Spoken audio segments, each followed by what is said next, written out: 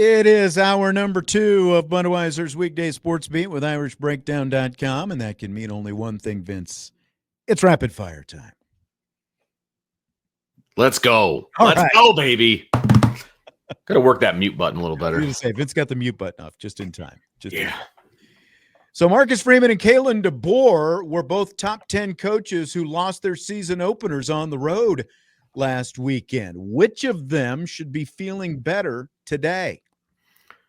It's Marcus Freeman, and it's because of the way the team played, right? Now, look, we have all of our issues with the way Notre Dame played and all of those different things, and I can't believe that we're having a conversation about whether essentially professional athletes quit in a game, but Notre Dame didn't quit. Like, Notre Dame played Correct. to the end of that game. Alabama quit.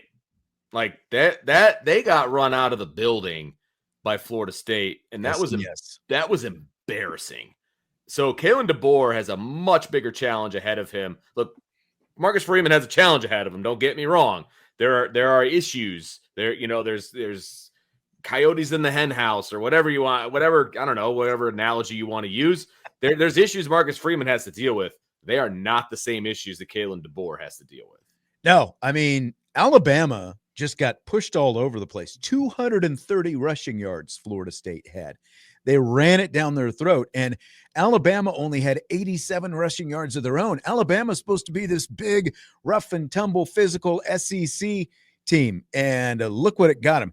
It's crazy, though. Like, when you think about the trajectory of Florida State football over the last 2+ seasons now, to be 13-0, not get into the college football playoff, to fall off, be the worst Power 4 team in the nation last year, and then you come right out of the gates with a revamped roster, and you just beat down Alabama like that. Look, I've said it time and again that I didn't think Alabama was going to be that great this year. You know, Feinbaum was all over them, saying that Alabama was the team being disrespected, and look what happened to them, you know, right away. They got beaten, and they got beaten soundly by a Florida State team that was awful last year. But, you know, again, shows what the transfer portal can do. But I think you also have to look at Kalen DeBoer, and you know, for all the success that he had, that last year in Washington, maybe you've got Michael Penix to thank a little bit for that. He had a generational quarterback out there. So it's definitely Kalen DeBoer. Marcus Freeman's got things to fix. Kalen DeBoer has got a lot of people breathing down his neck now already. I think that seat got uncomfortably warm very quickly down there in Tuscaloosa. I mean, they got to go on the road to Georgia. They have to host Tennessee. They got to play South Carolina. You know, they've got to play LSU. They got to play Oklahoma. They're in trouble. I mean, unless they fix some things severely, they are in trouble. Yeah, just too many ranked matchups there. Just not a whole lot of weeks off for Alabama, except for this coming week when they have Bethune-Cookman or whatever they've got coming. That's right. No, I'm sorry. Louisiana Monroe. Excuse me. My fault. Very, very, very big distinction there. Yes, my fault. Big distinction. Okay, so we're going to hear some comments from Marcus Freeman from after the Miami game that we weren't able to get to on yesterday's show. You know, as we've kind of talked about in the first hour, Jeremiyah Love had 10 carries for 33 yards against the Hurricanes, while Jadarian Price had 6 carries for 45 yards rather. Here is Marcus Freeman on why they weren't more committed to the run. You know, we had our plan going into the game. The problem with some of our easy throws, we weren't getting enough to get a first down, and we had a couple three and outs, and you know, I think at halftime we got together and said, okay, we had a plan to get J Love in the pass game and some of those situations, and they did a good job. They did a good job covering them and doing those things, but you know, we made a intentional effort at halftime to say, okay, let's either take away some of those reads or find intentional ways to get the ball in his hands, and he made some good things happen. All right, so there's Marcus Freeman on the lack of Love and Price. So what do you think the workload needs to look like, Vince, for these guys, Love and Price, going forward? It's so hard to say because every game kind of presents some different realities, you know. True. They combined for 16 carries, I think, on Sunday. Yes. 16 carries, 78 total yards between them. Yeah.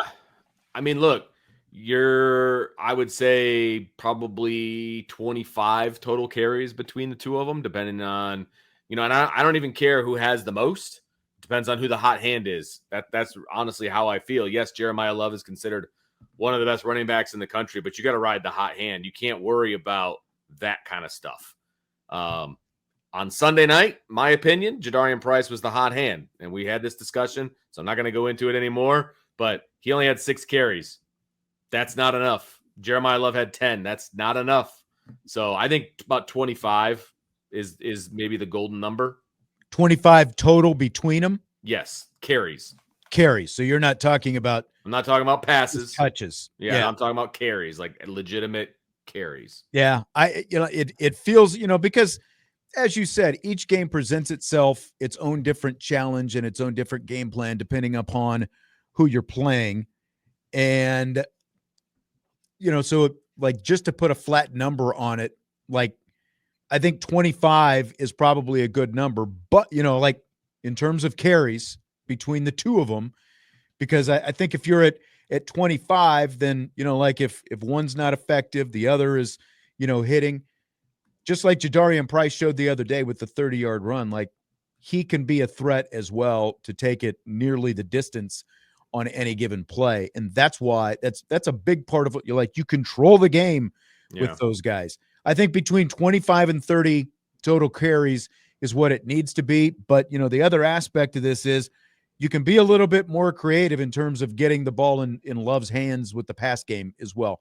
They tried a little bit the other night, but, it's like you can throw beyond the line of scrimmage. I think that's a big part of this as well, is I think maybe they figured out, okay, we can trust CJ Carr maybe a little bit more than we thought we could. We can get downfield. This doesn't all have to be out here on the perimeter. Agreed. Yeah. I mean, the pass game needs to be a little bit more dynamic, which will help open up the run game. I mean, Miami did a good job of just pinning their ears back and taking away a lot of the screen stuff and the short stuff. They did a good job of that. Mm-hmm. Well, you have to combat that with some throws down the field. That's the way that you do that. You know what I mean? And they had some success. The throw to Malachi Fields, right? It was a broken play to Eli Raridan, yes, but all those routes were downfield. Yeah. Every route was downfield. It's just there was a missed coverage and he hit the guy, right? So they needed more of that earlier than they did. And then that opens up the run game, and then you can hand off the ball and you can do different things. And, there's ideal percentages and things like that, but you also have to go with the flow of the game and kind of how it kind of sets up. They were very conservative with CJ Carr, and they didn't need to be. And I think he proved that in this game. Yeah, exactly. So they rotated Guerby, Lambert, and Sullivan, Absher at right guard during the game against the Miami Hurricanes. Freeman touched on that. We think it was at that moment good for Sully to go in the game. We kind of had that planned, and then after Sully got a couple series, we decided to put Guerby back in the game. Both of them played well. We said it was competition. We said we could see both. You don't often see, O-linemen rotate, but we thought it was a situation that in that certain situation of the game that we planned on getting Sully in, and then we got Guerby back in there in those last 2 series. So what did you think, Vince, of the rotation of the guards? It didn't feel like a rotation. It felt like one guy was starting and the hook was very short, and they brought in the other guy, and then they decided they wanted to go back to the first guy. Like, that's what it didn't feel like a contrived, like, okay, you're going to get series 1, 2, and 3, and then you're going to get series 4 and 5. It didn't feel like that to me. It felt like, okay, we're going to go into this game. We're probably going to get both of these guys some reps.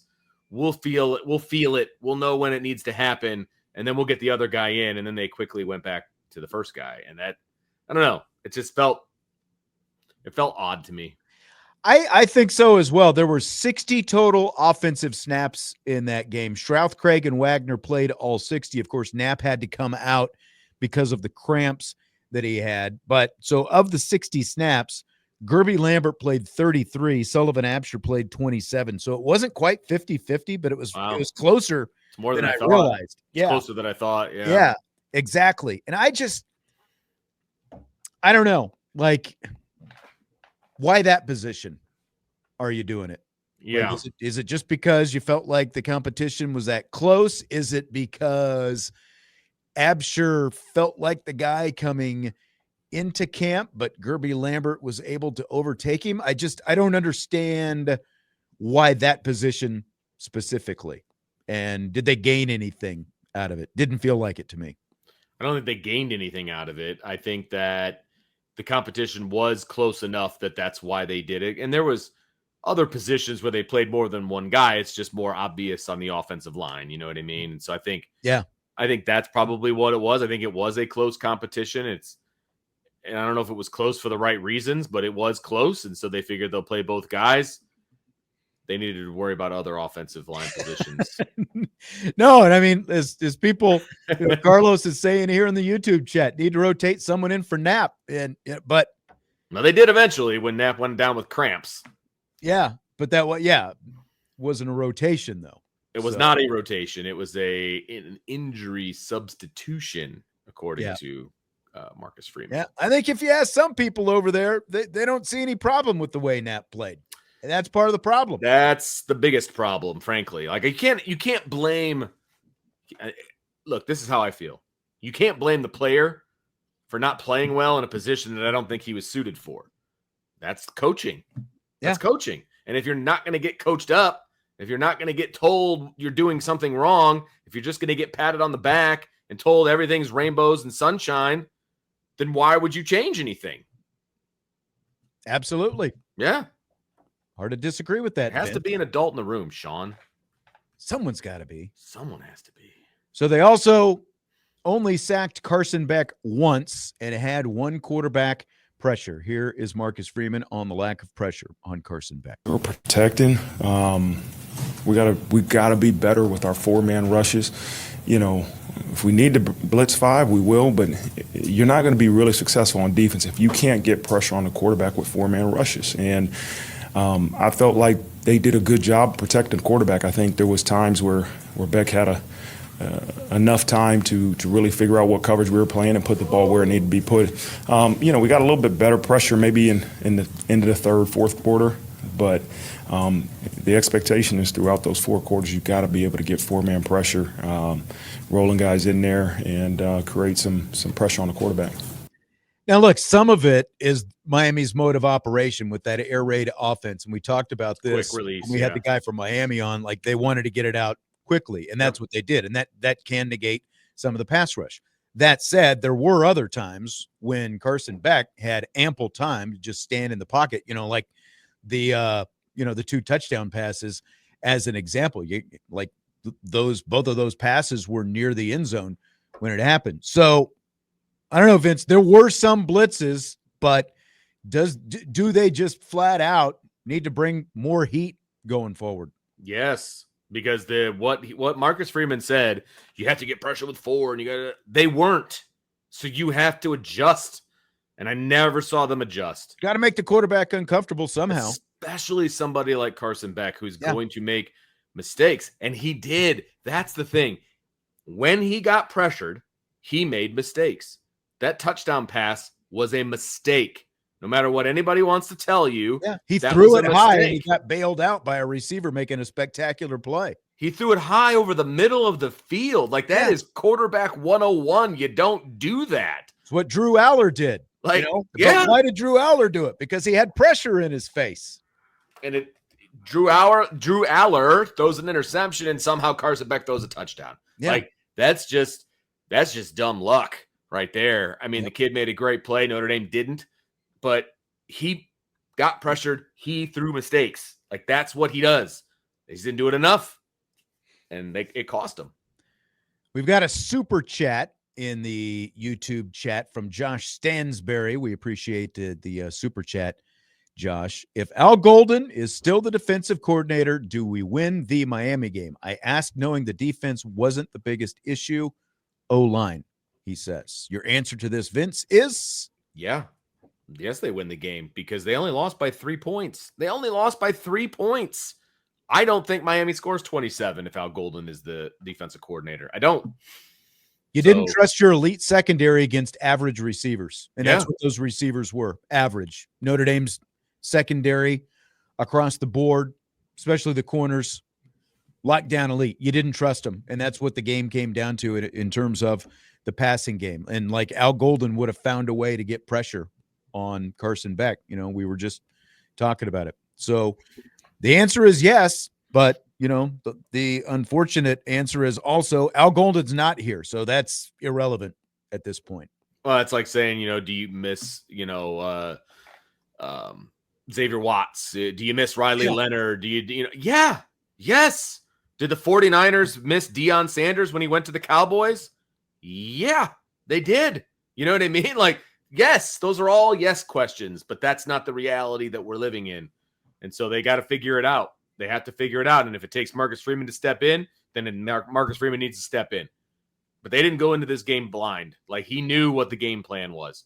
He knew they were going to run zone. He knew they were going to run off coverage. Mm-hmm. You know, he actually did watch the defense during practice. If he wants to put his finger on the thumb, put his thumb on the scale, now is the time to do it, because you have 11 games going forward, and you just, you know, if you don't want that much zone, like you play zone when you feel like your guys need a little bit of help because of the kind of, you know, Jeremiyah Smith is the example. What did we hear going into the national championship game last year? Ohio State performs better. Their receivers produce more against man coverage because, like, look at all the NFL receivers Ohio State cranks out year after year.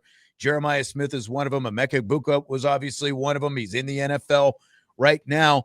That's why you needed a change of pace to be able to play more zone against a team like Ohio State. You didn't need that against Miami, because you shouldn't feel like your secondary was inferior in any way to the wide receivers that Miami had out there. CJ Daniels made a great catch, but what did he do otherwise throughout the night? You know, the freshman Malachi Toney, a nice receiver. He's a true freshman. He's got some talent, but I just feel like if you man up on him more with Devontae Smith, he's not making those plays, and he's not having that kind of game that he ultimately had for Miami against Notre Dame. If you trusted your guys more, it just didn't look like Ash trusted his guys against Miami, but there was no reason not to, in my opinion.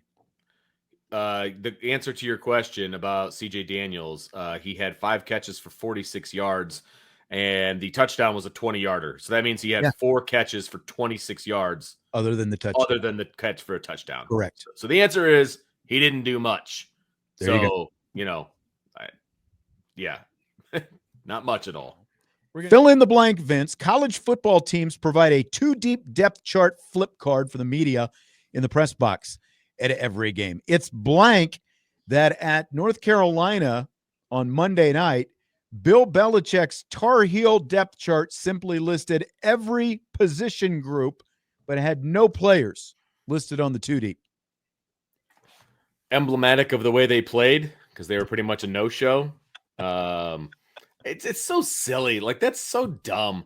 Like, you know, the media that follows North Carolina knew who was starting. You know what I mean? Like, what are you accomplishing by not releasing a depth chart to the press box? You're just making everybody's job harder. Right. Like, that's not a benefit to you in the game. That's not a competitive advantage. Yes. You're just making the job of all those people that get paid to cover your team that much harder. Exactly. That's exactly what it is. It is childish. Like, you are allegedly, if you're Bill Belichick, allegedly the greatest coach of all time, or at least, you know, many consider you the greatest professional NFL coach of all time. All the Super Bowls that you've won. You have to show something in college. Why are you doing this? It just makes you look so small by doing it. Like, even smaller than the whipping that your team took out on the field, because to some extent that can be excused because of transfer portal and first season and putting together a team and all that different stuff. But, like, what are you accomplishing by hiding this information from the media in the press box? Because, like you said, this is like game day in the press box. Who are you hiding it from? right. at that point.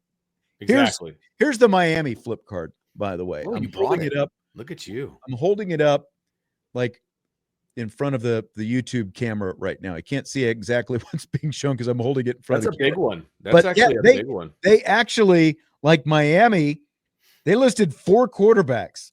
They listed 5 running backs. They're like 3 and 4 deep at at all these different position groups. Notre Dame, released a 3 deep depth chart for us in the media notes last week, and it was basically a 2 deep that Miami had on the flip card. But this is what grown-up coaches do. They release this information because it's good for the people who are actually trying to cover your team and write or talk succinctly about your team and accurately about your team as the game is going on and afterwards. It's ridiculous that Bill Belichick, at 70 however many years old he is and all the years of coaching that he's had, feels like he has to keep stooping to this kind of stupidity. Like, I get it if you don't want to release a depth chart, at the beginning of camp or, those kinds of things. I still think it's silly, but at least you could look at that as a slight competitive advantage. But the day of a game, like, hay's in the barn, baby. Like, nothing's going to change. I don't get it. It's silly. Either. All right, we got a few questions we can finish up with here from the YouTube chat, from the mailbag that we didn't get to in the first hour of the show. Tommy Guns, panic level about the offensive line on a scale of 1 to 10, 10 being the teenager in a slasher movie opening scene. What is your panic level? You're the red shirt in a Star Trek episode. There you go. I like it. I like that. Good, a little more age appropriate there. Yeah. Look, my panic level is maybe a 6.5 right now, and that might be a little high. I don't know. I just don't think anything's going to change, but I think the players are going to play better. I don't see them repeating this performance 2 games in a row. I just don't see how that, even if we say that they're playing out of position, we say that the coaching isn't good, all of those things, all are true. I just don't see how they play that poorly 2 weeks in a row. They're too talented of football players, right, to play that poorly 2 weeks in a row. And you said it earlier, like, Texas A&M will still be a challenge because they're going to have big SEC type bodies up on, the defensive line that they're going to have to go against. But as this season continues on, the kind of players that they're going to face, with Purdue and Arkansas and NC, go on down the line, they're just not going to be the same level as what they saw last week. So they're it'll get better. So my panic level is maybe a 5. Again, there's some things that need to be fixed, but I just think because of who they're going to play, it's going to look better as this season goes on. Yeah, me too. They're just, like I said, there's just too much talent in the room for them to play that bad every single week. Yeah, exactly.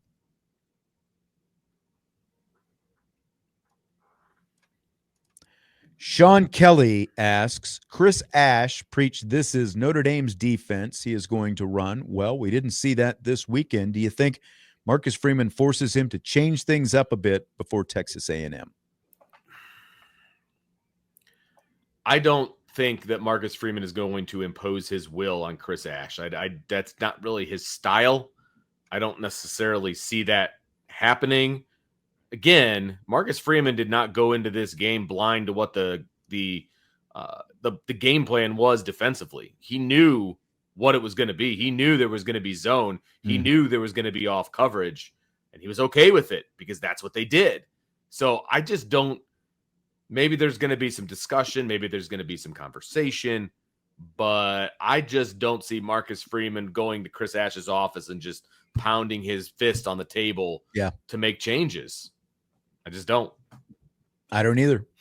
I don't think and let's. I think that there will be some adjustments. You would hope that they, again, you would hope that they see, okay, maybe we didn't need to play it quite as much as what we did. Maybe we need to let these guys play. You would think that there will be some conversation as they go back and look at film, and you always expect that the head coach is going to have some input to all of his coordinators and coaches about a lot of different things. So, again, like you said, does he go in and pound his table and Chris Ash, this is, Why we do this? We need to do.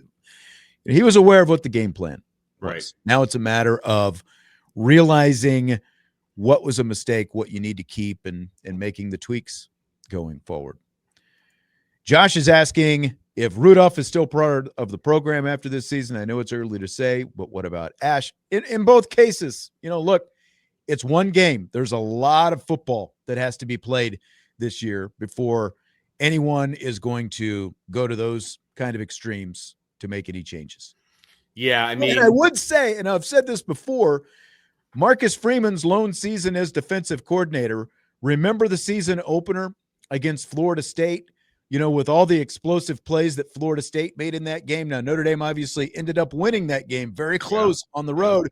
Remember all the Marcus Freeman actually had a much more unsettling start to his tenure as defensive coordinator than what Ash had the other night in terms of giving up big plays. I agree with that completely. Remember, he went and apologized to the defense. Like it was bad enough that Marcus Freeman apologized to his defense, said it was his fault, and it won't happen again.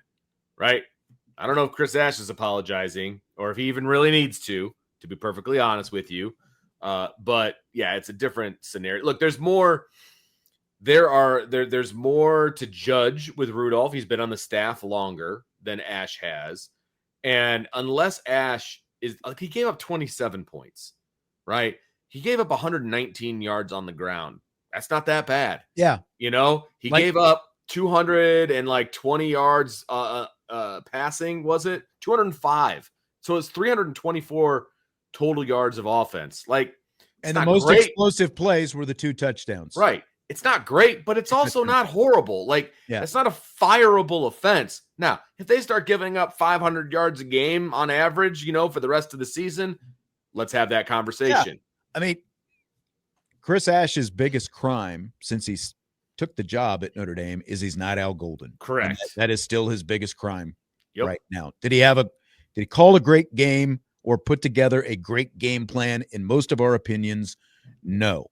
But again, there's a lot of football that has to be played out. Let's see what kind of adjustments are made going forward and what this defense looks like going forward. A lot of football yet to be played. 11 games minimum left to be played. Yes. All right, we've got time for maybe one more question. Are you looking back there? Is there any that jump out at you? Ooh, let's see here. I was not looking. This one from Mark came in at the start of the show, and okay. I saw this. In the next 5 years, ESPN and Fox will push Power 4 non-conference games a la carte, motivating Power 4 teams to schedule better games or better paydays. What are your thoughts on that? So he's saying that they're going to pay. Okay, I see what he's saying. So in other words, you're going to get more money if you play a big non-conference, kind of like the games that we saw this past weekend, basically. I think that's going to go against the contracts that all of these leagues have with the various, entities. I don't think they're going to be allowed to do that. So if this is a true false or a buy or sell, I'm going to sell it because I don't think that teams are going to be able to do that. The only team that can do that is the one that resides right down the street because they're independent and they can do whatever they want. Well, I mean, like any of these teams can schedule what they want non-conference. They could, yes, but doesn't the money go to the league or does it go to them specifically? That's right. It doesn't go directly to the school. That's your point. Yeah. Yes. Yeah. Right. Because you're still, if you're in a conference, you're splitting all the money for these games. Right. And so they're saying that the TV stations or the TV networks are going to start saying, well, you get to keep all of this money if you schedule these tough games ahead of time. If you schedule a little bit tougher, and that's basically then a new TV contract that you're talking about. So I could see them trying to dangle that as inducement, but I mean, just look at what we had this weekend. We had a slate of some really good games, and like the SEC is trying to push, to keep that kind of thing happening. Like even Brian Kelly said, hey, we want to play Big Ten teams. Doesn't have to be Big Ten. There's a lot of marquee opponents that you can come up with out there. I think that TV would definitely love to see it. And I think that that's part of, like the Big Ten's whole push for the automatic qualifiers is, well, we'll play these marquee non-conference games, but we want guarantees that we're still going to get, that it's not going to hurt us.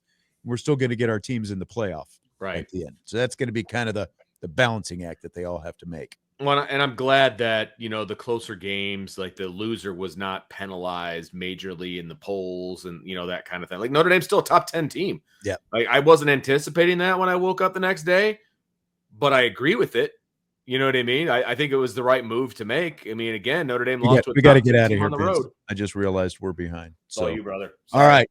That's all right. We apologies to Cubs baseball that is coming up.